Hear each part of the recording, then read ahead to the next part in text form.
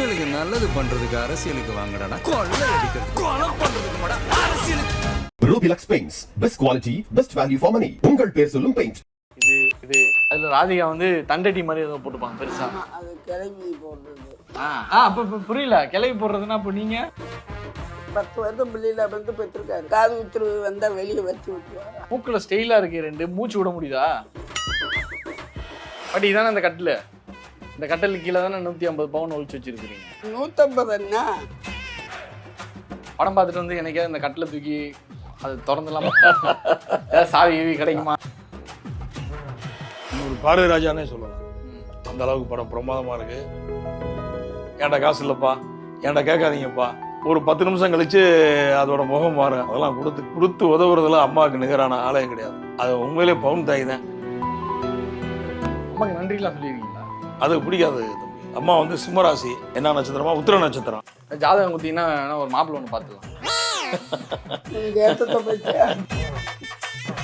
பசு ஷோ பார்த்தப்போ அது எல்லாரும் அவங்க கூட ஃபோட்டோ எடுக்கிறப்பலாம் எங்களுக்கு உண்மையிலேயே ரொம்ப சந்தோஷமா இருந்துச்சு.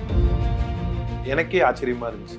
அவன் என் ஃப்ரெண்டு, நான் ஃபோனில் கேட்டதுன்னா கூடயே இருந்தேடா, என்னடா இப்படி ஒரு படம் எடுத்து வச்சிருக்கேன், இப்படி ஒரு மெசேஜ். ஏன்னா அந்த கடைசி கிளைமேக்ஸ் இதெல்லாம் நீங்க நடிக்க விட்டுருந்துருக்கணும். உங்களுக்கு ஜோடியா யார் நடிக்க வச்சா நல்லா இருக்கும்? எந்த ஹீரோ வேணும் உங்களுக்கு? சொல்ல மாட்டேன், இது ரெக்கார்ட்ல இல்லை, சொல்லுங்க. புருஷனா புருஷனா? ஐயா இல்ல பொய் புருஷன் தான், உண்மையான புருஷன் கிடையாது. இதான் உங்க வீடா? இதே வீடு பார்த்து கட்டின வீடா? நான் பார்த்து கட்டலாம். பழைய வீட்டத்தை நான் வாங்கினேன். நீங்க வாங்கிட்டீங்க அந்த வீடா? உள்ள வந்தோடனே நீங்க ஒருத்தர் பத்தி சொல்லி திட்டிட்டு இருந்தீங்க, அவரோட போட்டோ மாட்டி வச்சிருக்கீங்க, அது பின்னாடி தாஜ்மஹால். நீ அப்புறம் என்ன செய்ய, நான் ஜாக போறேன் வாரேன் வான்னு சொல்லி கூட்டிட்டு போகணும். திருந்திட்டேன் அந்த மாதிரியா? எந்த வயசுல திரும்பி உங்கள்கிட்ட வந்துட்டாரு? 15 வருஷம் ஆச்சு வந்து. 15 வருஷம் வந்துச்சு. இந்த டூர்லாம்? டூர் போய் செத்து 5, அதுக்கு முதல் ஒரு 6 வருஷத்துக்கு முன்னாடி போயிருக்கீங்க டூர்லாம். All India டூரா? அதுக்கப்புறம் அவர் ஏத்துக்கிட்டதுக்கு அப்புறம் எப்படி உங்களுக்கு உதவியா இருந்தாரு? அதெல்லாம் கிடையாது, உதவியெல்லாம் கிடையாது. பேச்சுவார்த்தை இல்லை, காசு இல்லாட்டி கொடுப்பேன் வச்சுக்கணும். பட் இதானே அந்த கட்டில், இந்த கட்டலுக்கு கீழே தானே 150 பவுன் ஒழிச்சு வச்சிருக்கிறீங்க. 150 என்ன 5 கிலோ கூட இருக்கும். 5 கிலோ இருக்கும். 5 கிலோ அந்த கட்டில் இருக்கும். 5 கிலோ நல்ல கொடுத்துட்டு அந்த படத்துல அதை பார்க்கும்போது எவ்வளவு ஆச்சரியமா இருக்கு. நல்லா இருந்துச்சு. அந்த டெக்னிக் தெரிஞ்சிருந்தா ஒழிச்சு வச்சிருப்பீங்களா? ஒழிச்சு வச்ச என்ன பார்த்து பிள்ளைகளை சாக விட்டு காசு இல்லாம பாவம் இல்லையா? அவங்களுக்கு கொடுத்துடலாம். எதுக்கு? அவங்களுக்கு தானே கொடுக்க போறேன், வச்சிருந்தாலும் அவங்களுக்கு தானே கொடுக்க போறேன், கஷ்டப்பட ஏற்படணும். இந்த இயக்குனர் உங்களுக்கு தெரியுமா? சிவாவை, சிவகுமார் முருகேசன் உங்களுக்கு தெரியுமா? தெரியுமில்ல, வந்து படம் எடுத்து அந்த பையன் தானே. ஆமா, அந்த அவர் தான். பேசியிருக்கிறீங்களா? பேசுறேன். ஏன்னா உங்க பேரனோட ஃப்ரெண்டு தானே. ஆனா ஒண்ணு சும்மா 4 பேர்த்து 5 பேர்த்துட்டே பேசினேன். அவர் யார்ட்டையும் பேசவே மாட்டாரு. இங்க கேளு, படம் எடுக்கிறியா அதை எடுக்கிறியான்றலாம் தெரியாது. சும்மா நம்மள எடுத்துக்க போறேன், நம்ம என்ன படத்துல நடிக்க போறோம். சரி, ராதிகா நடிக்கிறதுக்கு பதிலாக உங்களை நடிக்க சொல்லியிருந்தா நடிச்சிருப்பீங்களா? கூப்பிட்டாங்கல்ல நடிக்கவா? போய் நடிச்சிருந்துருக்கலாம்ல. இன்னைக்கு நீங்க லேடி சூப்பர் ஸ்டார் ஆயிருக்கலாம். எத்தனை பேர் கூப்பிடுவானே, என்னென்ன வடிக்கு பண்ணுவானோ, நான் அதுக்கெல்லாம் ஆளாக முடியுமா? இதெல்லாம் எத்தனை பவுனு? அதுல ராதிகா வந்து தண்டட்டி மாதிரி ஏதோ போட்டுப்பாங்க பெருசா. அது கிளம்பி போடுறது. அப்ப புரியல, கிளவி போடுறதுன்னா அப்ப நீங்க? நான் கிளவிதியா? அப்புறம் அப்பா அப்படி எங்க அப்பா குத்த விட 10 வருஷம் பிள்ளையில வந்து பெற்றிருக்காரு. காது உத்தரவு வந்தா வெளியே வச்சு விட்டுருவாரா? அப்படியா? காதெல்லாம் குத்தக்கூடாதா? ஏன்? மகளை காது வளர்க்காதீங்க, இந்த ஏற பிள்ளையார் வந்து பொண்ணு எட்டு வருவானு வர. அப்பவே காது குத்துனா காதை வளர்த்து தண்ணிக்குள்ள போடக்கூடாது ரெண்டு வளர்க்காம வச்சுருந்தாங்க. மூக்குல ஸ்டைலா இருக்கு, ரெண்டு மூச்சு விட முடியுதா? சின்ன பிள்ளையிலேருந்து போட்டிருக்கேன். டாக்டர்லாம் போனா ஃபர்ஸ்ட் இதை கழட்டுங்க, அப்புறம் மூச்சு விட முடியும். 3 விதம் சொல்லுவாங்க. உன் பேர் என்ன பேரு? என்னையா அப்பத்தானே சொன்னேன் பவுன் தாய். 3 வாட்டி கேட்பாங்க. அந்த படத்துல ராதிகாமா போட்டு கடைசியா உட்காந்துருப்பாங்களே, அப்படில இங்க எல்லாம் போட மாட்டேன். இது மட்டும் தான். பதிக்கஞ்சங்கிலி தண்ணி பதிக்கஞ்சங்கிலி ஒரு கட்டம் என்னை நடிக்க விட்டு இருந்திருக்கணும். அது யாரு டேரக்டர்?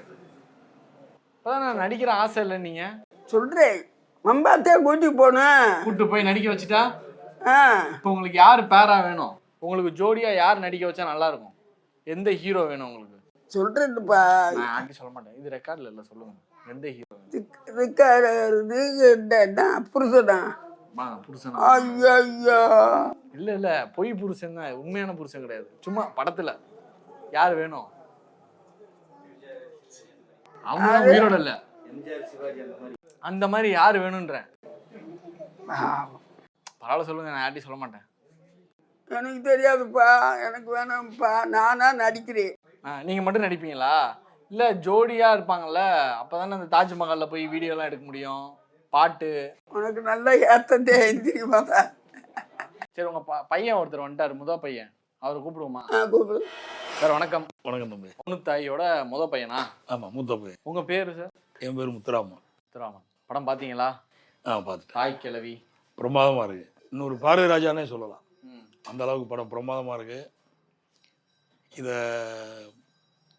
தயாரித்த சிவகார்த்திகேயனுக்கும்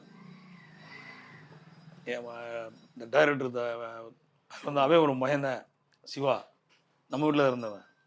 சிவாவுக்கும் ராதிகா மேடத்துக்கும் நம்ம அந்த டீமுகளுக்கும் ரொம்ப மனமார்ந்த நன்றி. சூப்பர். அம்மாவோட அந்த சின்ன சின்ன கேரக்டர் எல்லாமே படத்துல வச்சிருந்தாங்கல்ல, அதெல்லாம் பார்க்கும்போது எவ்வளவு ஆச்சரியமா இருந்தது. அம்மாவை பற்றி சொல்லணும்னா ஒரு நாள் பத்தாது, ஒரு மாதம் பத்தாதுப்பா. ஏன்னா நான் கூட இருந்து நம்ம நிறைய நாட்களை அம்மாவோட இருந்து கழிச்சவன். ரொம்ப சிரமப்பட்டு, ரொம்ப வைராக்கியமாக, அதாவது அந்த காலகட்டம்ன்றது இன்றைக்கி மாதிரி நவீன காலகட்டம் இல்லை. அன்னைக்கு சாப்பாட்டுக்கு சிரமம், படிப்புக்கு சிரமம், ஒரு போக்குவரத்துனால ரொம்ப சிரமப்பட்ட காலகட்டம். அதாவது ஒரு பிள்ளை எங்கே போயிருக்குன்னே கண்டுபிடிக்க முடியாது. விளையாட போகணும்னு சொல்லிட்டு போவான், எங்கே விளையாடுறேன், யாரோட விளையாடுறேன், எப்போ வருவேன் அப்படின்றது. இன்றைக்கெல்லாம் 4வது 5வது படிக்கிற பிள்ளைகிட்ட கூட செல்லு இருக்குது. ஒரு ஃபோன் பண்ணி எங்கே இருக்குன்னு கேட்டுறான். 2வது பள்ளிக்கூடத்துக்கு அனுப்புனாலும் ஒரு வேனில் அனுப்புகிறான், இல்லை நம்மளே போய் ட்ராப் பண்ணுறான். இவ்வளோ வசதி வாய்ப்புகள் இருக்குது. அன்னைக்கு வந்து அந்த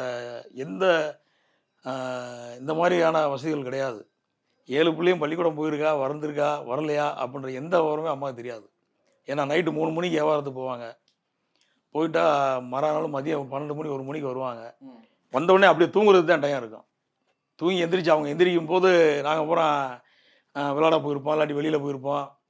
திரும்பி நாங்கள் வந்து தூங்க போகிறதுக்குள்ள இவங்க தூங்கிடுவாங்க. அப்படி தான் வாழ்க்கை ஓடிக்கிருச்சு. அதாவது ஒரு விஷயம் சொல்லுவாங்க, தாம் பெற்றவங்களை பற்றி வெளியே இருந்து 4 பேர் சொன்னாதான் வந்து அது நமக்கு புரியும் அப்படின்ட்டு சொல்லுவாங்க. கூடவே இருந்தால் உங்களுக்கு அது புரியாது. இப்போ அதை படமாக பார்க்கும்போது உங்கள் அம்மாவை பற்றி யோசிச்சு பார்த்தீங்களா? ஒரு 2 நிமிஷம். நிறைய யோசிச்சு பார்த்துருக்கோம். நாங்கள் கஷ்டப்படும் போது எங்கள் அம்மாவை பற்றி யோசிக்கிறோம். இப்போ நாங்களே, எனக்கு என் பிள்ளைய நான் பேரம்பேத்தி எடுத்துட்டேன். என் பேத்தி 10வது படிச்சுட்டு இருக்கு. அப்போ நாங்களே பேரம்பேத்திகளோட நிலையை பார்த்து அது நம்மளோட அதுக்கப்புற கஷ்டம், அதுக்கப்புற சிரமம், அதுகளுக்கு நம்ம கொடுக்குற அந்த நெருக்கடி, படிப்புக்கோ இல்லாட்டி வேறு ஏதாவது பிஸ்னஸ்க்கோ பிள்ளைகளுக்கோ நம்ம கொடுக்குற நெருக்கடி, இவ்வளவு சிரமங்களை நம்மளே பார்க்குறோம். அப்போ நம்மளை வளர்த்த அம்மா எவ்வளோ கஷ்டப்பட்டுருக்கோம் நம்மளை வளர்க்குறதுக்கு. அதான் அந்த காலகட்டம் பிள்ளைகளை வளர்க்குறதே பெரிய விஷயம். எல்லாருமே தம்பி 7 பேருமே இருக்காங்க. எங்களுக்குள்ள எந்த பிரச்சனையும் வராது. எதுவாக இருந்தாலும் நேரம் அம்மாட்ட வந்து சொல்லிடுவோம். அம்மாவே பார்த்து அதை சரி பண்ணிவிடும். இன்னொன்று சொன்னாங்க, யாருக்குமே எனக்கு எந்த கெட்ட பழக்கமும் இல்லைன்றதையும் சொல்லியிருந்தாங்க. அந்த மாதிரி வளர்க்குறதெல்லாம் ரொம்ப கஷ்டம் இல்லை. ஒருத்தர் கொடுத்துட்டு தெருவில் அலையிறியான்னு வை, எவனும் பொண்ணு அடி தருவானா? விட மாட்டேன். படம் பார்த்துட்டு வந்து எனக்கே இந்த கட்டில் தூக்கி அது திறந்துலாமா, சாவி கிடைக்குமா? அதெல்லாம் இல்லை தம்பி, எதுவாக இருந்தாலும் எங்கிட்ட சொல்லிடுறோம். கேட்டாலே கொடுத்துருவாங்க. சொல்லிடுறோம். ஆமாம், ஏதோ ஒரு சிரமம் கஷ்டம் அப்படின்னு வந்து சொன்னோம்னா அப்படியே ஒரு 10 நிமிஷம் யோசிச்சுட்டு நம்ம வந்து சொல்லும்போது இதோட முகபாவமே வேற மாதிரி இருக்கான். என்கிட்ட காசு இல்லை அந்த மாதிரியா? என்கிட்ட காசு இல்லைப்பா, என்கிட்ட கேட்காதீங்கப்பா, நான் யாரும் கொடுக்க மாட்டேன்ப்பா அப்படின்னு சொல்லுவேன். ஒரு 10 நிமிஷம் கழித்து அதோட முகம் மாறும். இல்லை நம்மளே ஒரு 10 நிமிஷம் சரி வரேம்மா அப்படின்னு வெளியில் போயிட்டோம்னா ஃபோனை போட்டு நம்மகிட்டே பேசுகிறேன், இல்லை என் வீட்டுக்காரம்மாட்டே பேசுகிறோம். இந்த மாதிரி வந்திருக்கேன், வந்துட்டு போகிறேன், என்ன வரேன், என்ன பிரச்சனை உங்களுக்கு அப்படின்னு கிளாரிஃபை பண்ணுறாங்க, பண்ணிடுவாங்க. அதே மாதிரி என் தம்பிகிட்டையும் அப்படித்தான். அதெல்லாம் கொடுத்து உதவுறதுல அம்மாவுக்கு நிகரான ஆளே கிடையாது. அம்மா, நீங்கள் உங்களுக்கு உங்கள் அப்பா அம்மா இருக்காங்களா, அவங்க ஏதாவது சேர்த்து வச்சுட்டு போனாங்களா இல்லை நீங்கள் தான்? அதனால அம்மாவோட சம்பாத்தியம் தான். நான் தான் கொடுத்து பூராத்துக்கு நான் தான் அழுது. அம்மாவோட சுய சம்பாத்தியம் தான். ஏன் அதெல்லாம் சொத்து பத்தெல்லாம் தாப்பு அப்பா அம்மா அவங்களோட இதெல்லாம் கிடையாது, பேக்ரவுண்ட்லாம் கிடையாது. கஷ்டப்பட்டு அவங்க சம்பாதிச்சதான். இன்னைக்கு நாங்கள்லாம் அந்த அளவுக்கு நல்லா இருக்கிறோம்னா அம்மாவோட மூல காரணம். அம்மாக்கு நன்றிலாம் சொல்லியிருக்கீங்களா? அது பிடிக்காது தம்பி. அம்மா வந்து சிம்மராசி, சிம்ம லக்கணம், மக நட்சத்திரம். என்ன நட்சத்திரமா? உத்திர நட்சத்திரம். ஜாதகம் குத்திங்கன்னா வேணா ஒரு மாப்பிள்ளை ஒன்று பார்த்துலாம். ஆமாம். உனக்கு ஏற்றத்தை பற்றியா? அதனால அந்த ராசிப்படியே இவங்க யாருக்கும் அடையும் போக மாட்டாங்க. ராசிப்படியே. ரெண்டாவது சாப்பாடை நம்ம கொண்டு வந்து கொடுக்குறாஇருந்தாலும் சாப்பிட மாட்டாங்க. இப்போ என்னையும் பேரனா ஏற்றுக்கிட்டாங்க. அப்படியா? ஆமாம் ஆமாம். அப்போ உங்களுக்கு ஏதோ பலன் இருக்கு. சாப்பாடு நம்ம கொண்டு வந்து கொடுத்தாலும் சாப்பிட மாட்டாங்க. வீட்டுக்கு வாமான்னு சொன்னோம்னா அதை காட்டிலும் கோவம் வந்துடும். ஏன்னா சாப்பாடுக்கு நீ என்ன வீட்டுக்கு கூப்பிட்றது அப்படின்னு. இப்போ வரைக்கும் அப்படி தான். இப்போ தனியாக அவங்களே இந்த வீட்டில் சமைச்சு சாப்பிட்டுக்கிட்டு இருக்காங்க. நம்ம எப்பயாவது வந்து சாப்பாடு கொண்டு வந்து கொடுத்தாலுமே என்னப்பா அதெல்லாம் வேணாம்ப்பா, ரொம்ப கம்பல் பண்ணி தான் கொடுக்கணும். அதுவும் என்னம்மா சாப்பிட்டியாம்மா, எதுவும் கொண்டு வராமா அப்படின்னு கேட்டு 2 தடவை 3 தடவை உங்களுக்கு அந்த ப்ரெஷர் பண்ணி அது ஒத்துக்கிற வரைக்கும் வச்சு கொண்டு வந்து கொடுத்தா தான் ஒத்துக்கிறோம். அந்த மாதிரி கேரக்டர். அது உண்மையிலே பவுன் தாய் தான். பவுனாக சேர்த்து வைக்க தேவைப்படுறப்போ நாங்கள் வாங்கிட்டு போயிடுவோம். கோலார் தங்க சுரங்கத்தை விட இந்த சுரங்கம் அவன் தாய்ந்த தேட்டரே அழுகுது, சிரிக்குது, தட்டுது, 3 இருக்கு. ஓகேப்பா, ரொம்ப நன்றி. சரிப்பா, நன்றிப்பா. பாட்டி, உங்கள் பேரன் ஒருத்தர் இருக்காருல்ல, அந்த பேரனோட ஃப்ரெண்டு தானே இந்த டேரக்டரு. பேரனை அவர் சொல்லலாமா? ப்ரோ வாங்க ப்ரோ, வணக்கம். நீங்கள் ஆக்சுவலாக வந்து பாட்டியோட பேரன். ஆமாம். டேரக்டர் சிவா அவருடைய ஃப்ரெண்டு. ஆமாம் சார். ஓகே, உங்களுடைய குடும்பம் கதை அதெல்லாம் எடுத்துருக்குறாங்க. எவ்வளோ சந்தோஷமாக இருக்குது இந்த படம் பார்த்துட்டு? இல்லை சார், இது நல்லா இருந்துச்சு, நல்லா இருக்குது. படம் பார்க்குறப்பே சூப்பராக இருந்துச்சு. ரெண்டாவது இந்த கதை வந்து நாங்கள் முன்னாடியே எனக்கு தெரியும். நான் அவெல்லாம் ஸ்கூலில் ஒன்றா தான் படித்தோம். அதுக்கப்புறம் காலேஜை முடிச்சுட்டு இந்த டைரக்டர் தான் ஆகணும் அப்படின்னு சொல்லிட்டு சென்னை போனப்போ, மதுரை வரப்போலாம் நாங்கள் பேசியிருக்கோம், இந்த கதையை பற்றி பேசியிருக்கோம். அந்த கதை வந்து அது ராவாக ஒரு லைன் அந்த ஸ்டோரி மட்டும் சொல்லிட்டு போயிடுவோம். எனக்கு அதுவரை அப்போ எங்களுக்கு அதான் தெரியும். அதுக்கப்புறம் ஆத்தாவை தான் மெயின் கேரக்டர், ஆத்தா பேர் தான்டா வைக்க போகிறேன் அப்படின்னா. என்ன சொல்கிற அப்படின்னா, ஆமாம் அது ஆத்தா பேர் தான்டா வைக்க போகிறேன், ஆத்தாவோட மேனர்ஸை மட்டும் படத்தில் வச்சிடலாம் அப்படின்னா. நல்லா இருக்கும்டா, பார்ப்போம் எந்த அளவுக்கு அது வரும்னு தெரியல, நல்லா இருக்கும்டா அப்படின்னேன். அவங்க அப்பத்தாவும் அப்படி தான் இருப்பாங்க. இதில் என்னென்னா அவங்களுக்கு வித்தியாசம்னா, எங்கள் ஆத்தா வந்து தண்டட்டி போடல, அது அவங்க வந்து தண்டட்டி போட்டிருப்பாங்க. அதில் அந்த ஒரு சீன்லலாம் வரும் பார்த்துருக்கீங்களா, எங்கள் கடலை சுமந்தாங்க, அந்த பன்னியாரம்லாம் விற்றாங்க, அவங்க பாட்டி அதை செஞ்சுருக்காங்க. எங்கள் ஆத்தா கடலை விற்று இது எல்லாமே சம்பாரிச்சிச்சு. அவங்களும் அப்படி தான். எங்கள் ஆத்தா எப்படி எங்கள் ஃபேமிலிக்கோ அதே மாதிரி அவங்க ஃபேமிலிக்கும் அந்த ஸ்டேஜ்லேயே சொல்லியிருப்பாப்புல சிவா. அந்த மாதிரி எங்கள் அப்பத்தாவும் என் ஃப்ரெண்டோட அப்பத்தாவும் தான் இதுக்கு இன்ஸ்பிரேஷன். இது எப்போ ஆக்சுவலாக இந்த கதை அவர் சொன்னார்? அது இருக்கும் ஒரு 2019-20லே கதை முடிஞ்சிருச்சு அப்போவே. அதுக்கப்புறம் அதை ஸ்க்ரீன் பிளே மட்டும் அப்பப்போ வருஷம் ஆக ஏதாவது சேஞ்சஸ் மட்டும் நடந்துகிட்டே இருக்கும். இந்த படம் ஃபுல்லாக முடிஞ்சோடனே எங்களுக்கு போட்டு காமிச்சிட்டாப்புல. முன்னாடியே கூப்பிட்டு என் தம்பி என்னெல்லாம் கூப்பிட்டு போட்டு காமிச்சாப்புல. இதில் வந்து அவங்க தப்பாக எதுவும் காட்டியிருக்குமா, ப்ரொஜெக்ஷன் ஆயிருக்கா அப்படின்னு காமிச்சாப்புல. எனக்கு ரொம்ப படம் பிடிச்சிருந்துச்சி. நான் வந்து அழுதுட்டேன், ஃபோன்லேயே அழுதுட்டேன். நான் படம் பார்த்து முடிச்சு கூட இல்லை, ஆனால் நான் படம் எனக்கு முன்னாடி ரிலீஸ் ஆகிறதுக்கு முன்னாடி நாங்கள் பார்த்துட்டோம், சென்சார் முடியறதுக்கு முன்னாடி நாங்கள் பார்த்துட்டோம். அப்போ அழுதுட்டேன்.